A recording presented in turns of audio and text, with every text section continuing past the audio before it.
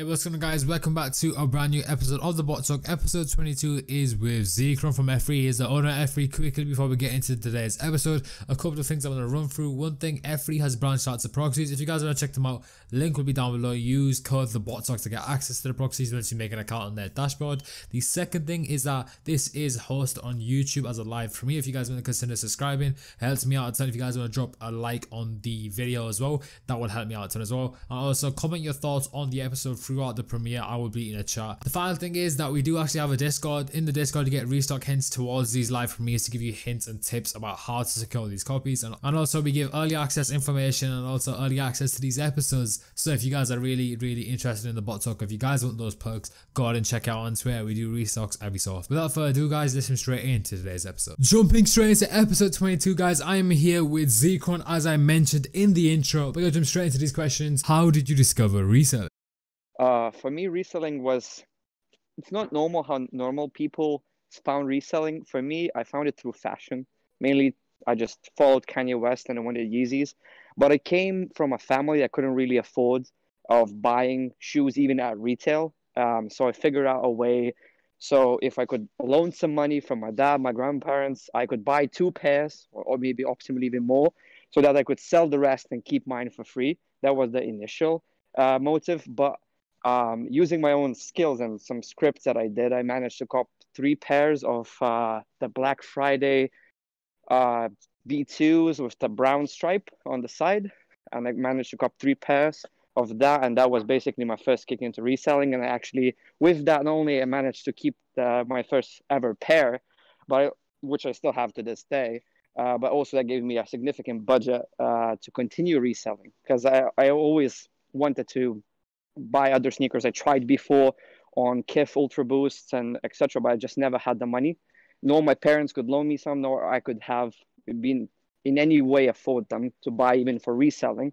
So that's basically was my Kickstarter for the career. But even though the whole goal wasn't to make money.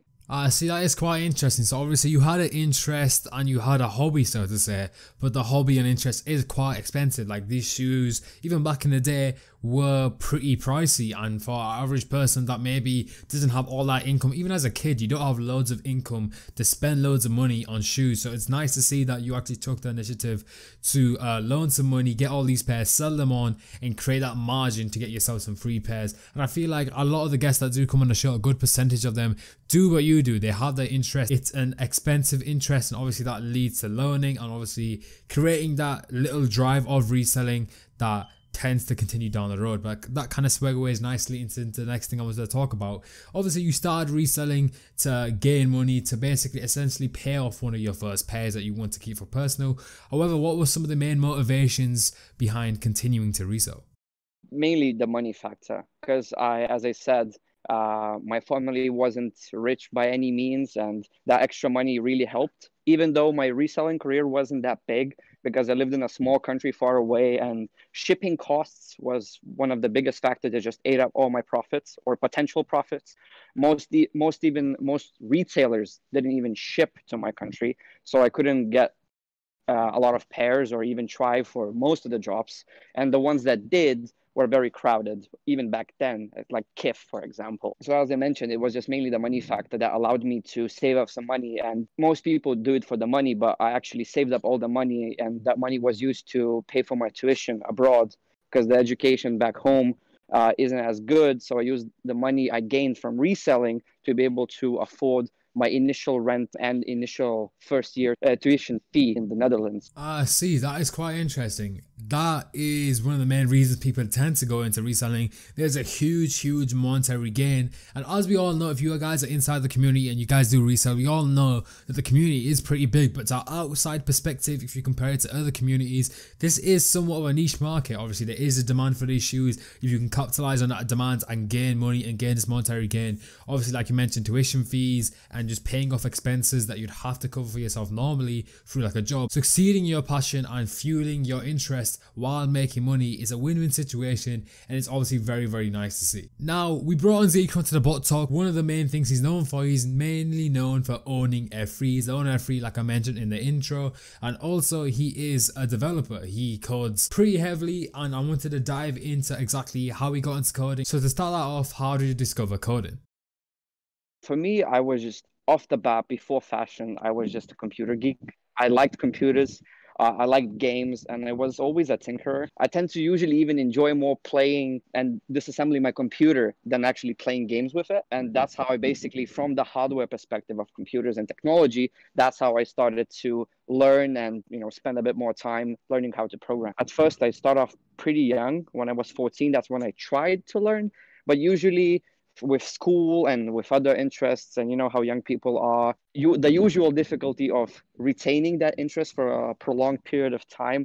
I didn't really learn much, or well, apart from basics. But when I was around 15, that's when I properly started to code, and my first programming project where I actually learned most of my programming was trying to make cheats for Counter-Strike. I see. So it sparked from obviously a young age, and there was an interest there to pursue it. It is quite similar to the guest we had at the beginning of the season, where he was talking about how he got into coding regarding games, and obviously in previous episodes we've talked to developers where they start coding with games and obviously being heavily interested in computing and gaming, and that kind of evolves into something bigger. And for most people it doesn't get to this stage, but for the selective people that it does, it turns into something great. And that kind of segues nicely in to the next thing I want to ask. Obviously when you start coding, there's a lot of selection to go with, languages you can go with. What were some of the first languages that you did go ahead and learn? Well, my first language I learned was actually in school. That's one where I found the initial spark in programming, that there's a bit more than hardware, just building computers, was Pascal or Turbo Pascal. I also learned a bit of Fortran at the same time. If you look at the time period, my school was way behind the program, and these are very old languages and quite useless at this modern age.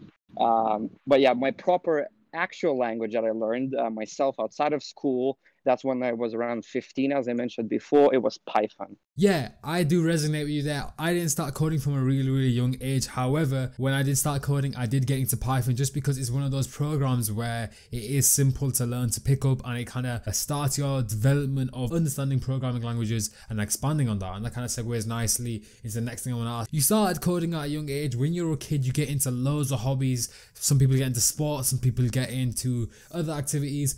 What were some of the reasons why you decided to continue to learn coding? It was just for the fun. I just saw interest in it. I really liked it. I enjoyed more than any subject, especially in school. I finished my entire school subject like 2 years early. So I was helping the teacher along the way because it was just so much fun. And even to this day, I think that plays well with my work ethics and how I'm still able to work such crazy hours even to this day. Is just pure interest. I truly enjoy what I do even right now, because for me, creating things, especially programming on the computer, is just, I really like it. I don't know how else to describe it. It's just so much fun to me, and sense of achievement is also really good, especially nowadays. If a drop goes really well, or something I was trying, or some optimization, or some new bypass in Supreme really works well, and the customers are happy and I'm happy, the sense of dopamine after that is just really what drives me forward.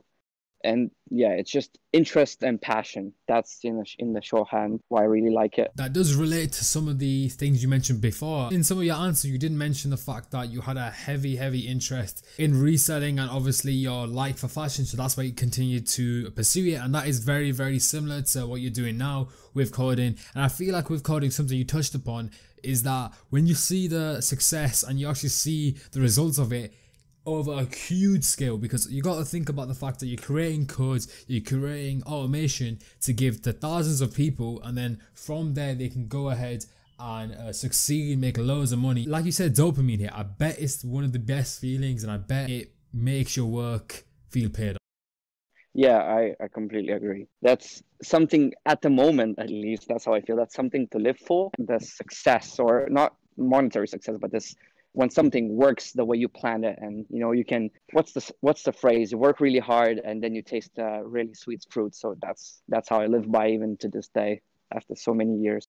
So I feel like that's developed a very good basis for how you got into reselling, how you got into coding, how you developed those interests. We're going to move on to F3. If you guys are unaware of F3, it is by opinion one of the most dominant Supreme bots on the market right now that you can buy, and it cooks consistently for me. I'm an EU user. It supports EU, US, it supports Supreme in general. It's a Supreme focused bot. We had Chaba on a couple of episodes ago where we did the restock. We did hint at a restock at the beginning of the episode, so stay tuned for that, guys. However, we have a few questions to ask Z3kron here. Where did the name F3 come from? Oh, the name F3, as Shaba told as well, the name was completely different before and it was pretty shit, if I'm being honest. But we're trying to think of something different. And he was, as he mentioned as well, as Shaba mentioned, he was just shooting random names, and we were trying either at first some space theme like Aurora or whatever. And he just mentioned like feather as a bird, and then it played into with being lightweight, thus fast, like a light Supreme bot that you can run a lot of tasks on, etc., etc. So that's how a feather logically tied into what a bot or a piece of software is. It's just being lightweight. That's how we just joined together. Yeah, personally, I do really enjoy a good origin story behind a name. I feel like if you have a name that doesn't really mean anything, again, it is fine. But if there is a story that's tangible with it, it makes good for situations like these where you do come onto platforms to talk about the name. It's very good to have an origin story and how it developed. However, that moves on really nicely to my next question. What inspired you to create a bot? We did mention that you have a heavy interest in coding and you did have that interest in resale. How did you go from being a reseller and a coder to deciding to create a bot? As I mentioned before, reselling helped me pay my tuition fees, and I was at that current time I was fully focused on my studies. I was studying artificial intelligence and machine learning, and I wasn't really paying much attention to reselling. I was still following all the news and what was reselling, what was not, but I wasn't really trying to go for jobs. That's how my interest shifted to Supreme to begin with, because it was a bit more casual than for me trying to orchestrate all the reshippers and trying to buy from abroad and then get my pairs back in. During studies, being so far away from family and all my friends, I got depression. I got depressed. And one of the things that I know, or at least in my opinion, that helps against depression is just trying to not think of it, or at least that helped me at that current point in time. So I was trying to shift my focus off feeling sad and feeling depressed into working really hard hours. And I was basically just sitting all night up to 5 a.m, just writing random scripts and random code, not related to botting. And one day I thought, okay, cool, maybe it would be something interesting to turn one of my random scripts that I had for Supreme into a bit more usable, full-fledged, more flexible bot for myself. And while doing it, I saw that, this is something I really like. I like the tinkering. I like the research. I even enjoyed the long hours at the point, as I mentioned before. I didn't stop for 2 or 3 months working till 5 a.m. and then waking up at 10 a.m. So if you add that up, that's around 100 hours a week. And at a certain point before the end, finalizing my, at that point, quote unquote, private bot, I thought, okay, maybe I could try to sell it to some other people. Maybe it would be useful to someone else.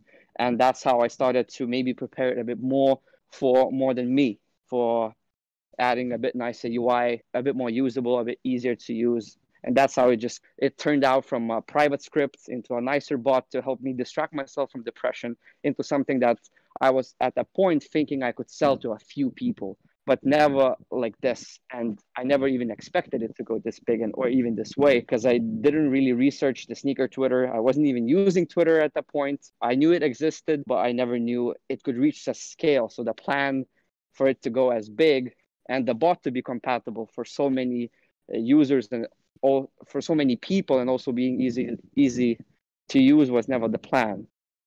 Well, that is a very good answer. You kind of went into detail with a lot of things. A few things that I do want to pick out there.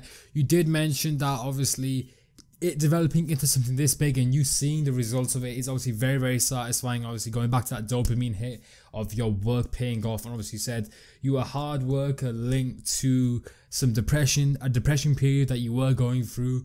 And I can kind of resonate that. I feel like when you do work hard and you do take your mind off things and it leads to success, it kind of helps with that. I think keeping your mind off things. We spoke about this before on previous episodes of the Bot Talk, where people deal with problems and they start to work and through that they do create success for themselves. And I feel like that is the best way to come out of those situations, because obviously with creating all the success, it kind of gives you meaning, it kind of gives you purpose to do something. And I feel like you did this in a very, very good way, and I'm very, very happy that you managed to get out of that period and you created something for yourself.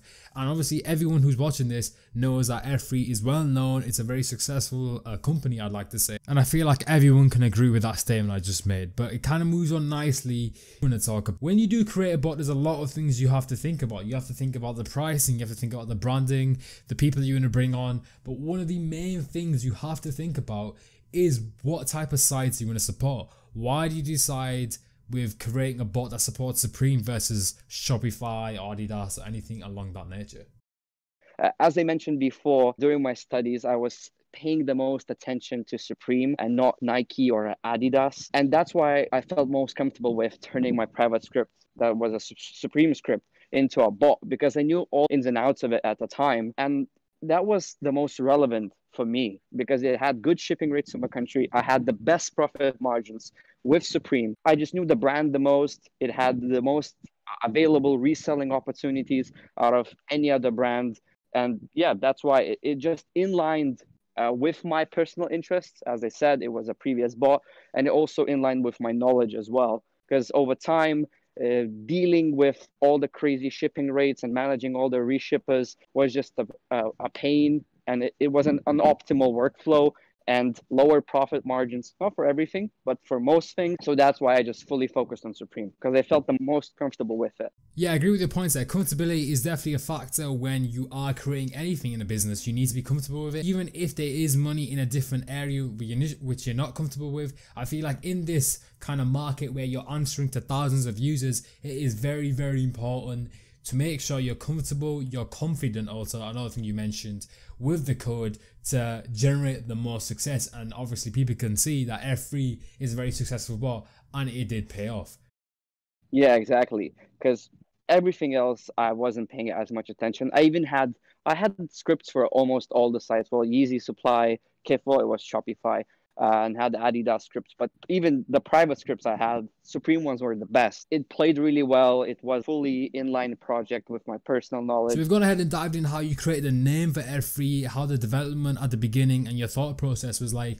However, once you created somewhat of a final product that got pushed to beta test users or users in general, what were those early days like developing F3 and making it into the boy it is today? For me, it was mainly stressful dealing with people. As I said, I never expected so many people, so I never expected so many different opinions. And especially when testing on such a mass, I never knew all these edge cases in different countries because I never just simply encountered them while developing or while running the script while it was just a personal script. So for me, the people factor, dealing support, solving issues, solving technical issues, solving, some guy can't download it, some guy can't install it. That was the biggest issue. Just the people factor and managing the user base, handing out support to everyone in an efficient manner and not losing all my marbles at the same time. And on the developing factor, as a coder, the hours, that's the mainly thing I felt. I didn't expect it needed so much attention because it had so many different scenarios for so many different people. Everyone had different problems. Not everyone, but those people who had problems, everyone had significantly different problems. And it just needed so much time to test out and create solutions for those individual edge cases that people were encountering. So the development hours were really high even after I launched it. But we didn't really have a beta period. That, I think, what created even more stress, because we knew, well, at the time, by suggestion of Shaba and by our own research, we noticed that people who had beta bots, they weren't really caring that much, and they were using it once and then dropping. They had just different expectations. They thought it's beta, it's probably not going to work, and just people didn't care. So we wanted to create a more engaged user base that not only would try and continuously use the bot over the coming weeks, but also would commit their time to share tips or to share issues so that in a faster rate, we would manage to create a fully polished product. Yeah, picking apart what you just said, that I feel like there is two ways you can kind of go ahead when you create a bot. You can either create that beta test period to generate hype and go ahead and gain data about how your bot's working. But obviously, like you said, you were pretty confident and you went ahead and pushed out that product. And I feel like these days people do beta test bots to try to create a bit of clout around the bot. But with Shaba being there and with yourself being there, I feel like that kind of added popularity to the bot anyway. And people were aware with exactly what the bot was and you were getting users in. That did add to the stress level. I feel like that is the trade-off when you don't do a beta test period. And obviously it works out well, so that is good to hear. So we've talked about the development stages of the actual bot on the software and creating it to a point where you can start selling it and gain this monetary gain. However, going into a business venture this big, I feel like at the beginning you didn't even know yourself how big this was going to get. What were some of the thoughts you had going into this that turned out to be completely wrong? As I said, the attention, the user numbers, even the monetary gain, everything just off the limits. I never knew that there's such a demand for such software and that there's so many people indulging this business and buying bots as well. So yeah, everything, just the scale of it in all aspects. That's what especially just blew all my expectations. Yeah, I feel like with any type of business venture within the sneaker community or even out, I feel like once it starts blowing up, you don't really predict it. You have to go with it because obviously loads of people are coming in. The demand is there. You're not going to say no to the demand. If you're restocking and people are coming towards the product, you're getting this revenue, you need to kind of go with it and you can't really prepare yourself for that. I feel like in anyone's mind before you go into a business venture, you are going to say to yourself that it won't be that big, but once it gets there, you have to adapt, and I feel like you've done a very good job at that. Yeah, I agree that the first periods were crazy. We weren't able to adapt as quickly, especially once we just launched it. As I mentioned before, all the different issues and the fixes we had to make for different regions, especially Japan, for example, and even the business side of things. Managing even the PayPal was an issue because for a new, freshly created PayPal by at that point 18-year-old me it was an issue. My parents thought I created some drug business because they couldn't believe at the time such monetary gains were even possible by some kid that's still studying. So yeah, in all aspects, it just blew the train off the tracks. And but now we caught on to it, and now we're fully comfortable with what's going on. One of the points you mentioned earlier in the episode where you were talking about how you can pay for your tuition fees and you can go ahead and create this monetary gain for yourself kind of works really nicely going into our next question, and that is, what were some of the positive effects of running F3 and getting it as big as it is, and also the negative effects? One of the benefits of starting F3 was the financial freedom and the ability to pursue things I truly enjoyed and liked, and the capability of helping my family both financially and in other needs. And even currently, I'm helping my girlfriend to pay her tuition fees. So just this freedom of making choices, of having the ability to help others. And the negatives of running F3 was, the biggest one is the time.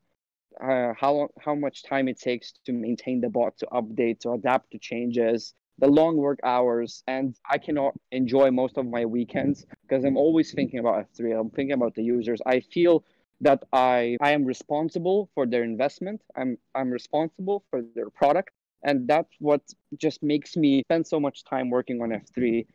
So that's one of the biggest negatives. And two is pursuing such a business venture, as I mentioned before, which takes up a lot of time, is getting out of touch with your friends. You simply do not have the time or capacity to meet with your friends or spend time with your friends for how long you want. You're always strapped into the work you have to do, the work you're planning to do. And the long hours is one of the biggest things that I think impacted everything, both my social life and my weekends and my free time. All I do is work on F3. That's how I should put it. And that usually takes away from my weekends and even holidays. Because even right now, as an example, during Christmas, I spent a few days with my family and then back to planning what to do on F3. And at the same time, it's quite hard to manage both family and maintaining a healthy relationship, both with my girlfriend and my parents and my friends, and also trying to be responsible about my users and the promises that I made to them to ensure that their investment and spending the money on our products is worthwhile and pays off. Yeah, expanding on something you just said there, I feel like it is something to mention. When you have a regular occupation, like let's say a 9 to 5 job, your hours are 9 a.m. to 5 p.m. You do the hours, you go home, and anything outside of that, maybe you have some external work to do in relation to your job, but anything outside of that, literally, you're free. You're free to do it as you like. But with this job that you have, a developer for SupremeBot, except from being off season where you still do development work for other stuff as well, you're constantly working, you're constantly trying to keep these promises to user base, satisfy thousands of users. And I feel like that is the huge trade-off, because we all know being a developer, being in this industry where you own a bot, you can make a lot of money. It is an industry, it is a community, it is a niche market where you can make lots of money. We all know that. But I feel like that is a huge trade-off and a sacrifice you have to be willing to make to be able to create a product in this community and also continue to develop it. Yeah, I completely agree, because as you mentioned, thousands of users, and even to this day, I feel a personal attachment to my product. F3 is still my baby, and whenever people, let's say after a failed job, they complain, or even there are cases where everyone cooks and is successful, but a few people, I don't know, maybe it's their bank or some proxy issues or just a bad setup, and people still complain. I feel guilty when people complain, and I feel like I'm responsible for their failure, even though in the back of my mind, I know that I cannot really guarantee success for 100% everyone, because everyone's configuration and setup and time invested setting up the bot is different. But yeah, that's what drives me to spend so much time on F3, is just I feel personally attached to the people's opinions of the product and their happiness as a user. Yeah, what you said there really nicely segues into the next thing I do want to ask you. Obviously, one variable that comes with all bots is its success ratio to its users and success overall. What is the effects on your personal life, if any? Like you said, you're linked to your product, you feel like you're connected to it. If F3 goes ahead and succeeds in a drop, is there any effects on your personal life? If F3 succeeds, I just feel relaxed. Even at this point, my whole family knows about this, and I get messages at around 6 or 7 o'clock. That's when both regions have passed my time, US and EU, and they ask, okay, how did it go? Even my girlfriend knows when are the big drops happening, and she always calls me or asks me, okay, how did it go? So I tie in all my family, and it's just this sense of relief and sense of achievement, especially if there was a big drop like box logos where you spent all this extra time adding these extra measures, additional measures to handle any potential changes. And if it works and everyone's happy, that's the biggest feeling. It's like the weight dropping off your heart, and you feel just relieved, and you feel happy that your time spent and your efforts were worthwhile. And at the same time, I don't really feel guilty for being responsible that people failed the drop. So it's just pure happiness and sense of achievement. Yeah, I feel like that does back up what you said earlier, where you feel like you have that connection with your product. Obviously, when success does come through, it is a very nice feeling. It kind of lifts weight off your shoulders if your product is doing well and it succeeds, and also meeting the customer's needs and everything as well. However, flipping the coin here, when it doesn't do so well, what do you tell yourself to keep yourself in a positive mindset, and how does that affect your personal life? Well, as I mentioned before, I do feel this personal attachment, and I feel sad, and I usually just want to be alone for a few minutes, just to try to get a grasp on what changed and why exactly it failed. But I don't allow myself to sink deeply in these thoughts, and I just usually spend this couple bad moments after a failed drop to quickly getting a grasp of what exactly went wrong and just trying to fix it as quickly as possible, because I know that my users depend on me and it's my baby, and I feel the responsibility of making it work really well. So I just try to do my best every single time. And yeah, I just try to get a grip on why it went wrong and fix it as quickly as possible to make my user happy, and at the same time, make myself happy. Yeah, I feel like that is the perfect mindset to get. Obviously, when it doesn't go well, it is sad, and obviously you can feel down about it. But the best thing to do is get up, view everyone's logs, ask for logs, look at the errors, look what's going wrong, and try and make it better for next week. Yeah, exactly. That's what I do every time it goes wrong. Or even for some users, I always ask for their logs and their input, and trying to polish all the potential issues that some users or maybe all users could have encountered. And even to this point, I care about every user's little error. So if one guy out of hundreds running has some issue, I still ask for his logs and still try to dive into that issue he encountered and either explain to him or fix it if it was some very low chance edge case that made his instance fail. I feel like we've covered a lot of the bases about how you got into reselling, how you developed F3 to the point it is now, kind of got into a lot of personal elements of your personal life that I feel like the viewers will appreciate that. However, to wrap up today's interview section of today's episode, I want to talk to you about what do you expect from F3 going into future jobs? I expect from F3 the utmost success. I think I made it clear that it's my both personal and emotional attachment to the well-being of the bot and my user base. And I just both wish it and I believe and I'm quite confident in the upcoming success of F3 in the upcoming drops. Well, for F3 users, you guys heard it here first. The developer is very, very confident. I feel like a lot of people are confident going into F3. Me personally, I did renew my F3 copy. I'm going into the new season with F3 performed very well for me in the previous season. But to finish off the interview section of today's episode, what can F3 users expect in the near future in reference to new sites being supported, new additions, anything in that nature? Well, most users already know about 3.0. That's already happening this season. It's long promised, long awaited. But I tried to explain to many users. I tried to explain to a lot of people who asked why 3.0 is taking so long. Is just I'm trying to perfect the user base to both prepare for potential future sites, but also to optimize and reduce the time it takes to create fixes or push updates. In regards of other products, proxies recently released, so that's one thing that was in the pipeline. A new version of mobile is also in the pipeline with optimizations and some changes to it. And of course, Shopify or foot sites is in my sights, especially foot sites. Recently, I started diving in more a bit into foot sites and researching it.